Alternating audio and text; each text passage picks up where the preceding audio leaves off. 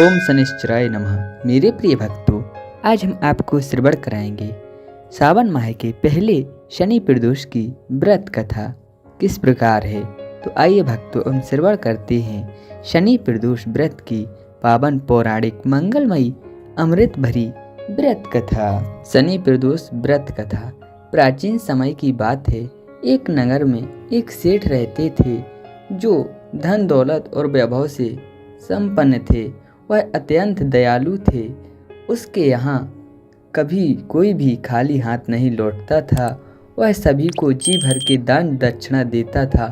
लेकिन दूसरों को सुखी देखने वाले सेठ और उसकी पत्नी स्वयं काफ़ी दुखी थे। दुख का कारण था उनकी संतान न होना। एक दिन उन्होंने तीर्थ यात्रा पर जाने का निश्चय किया और अपने कामकाज सेवकों को सौंप चल पड़े। अभी वे नगर के बाहर ही निकले थे कि उन्हें एक विशाल वृक्ष के नीचे समाधि लगाए एक तेजस्वी साधु दिखाई पड़े।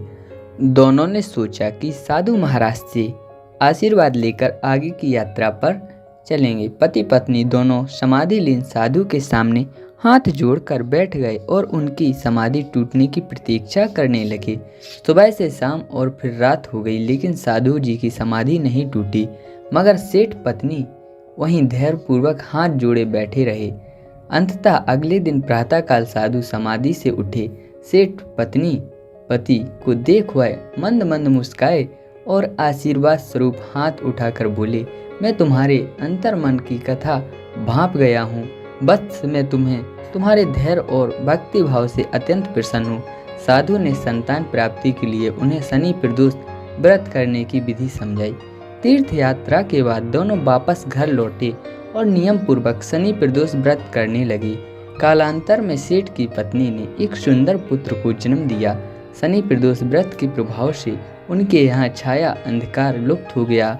दोनों आनंद पूर्वक रहने लगे। बोलिए शनि भगवान की जय।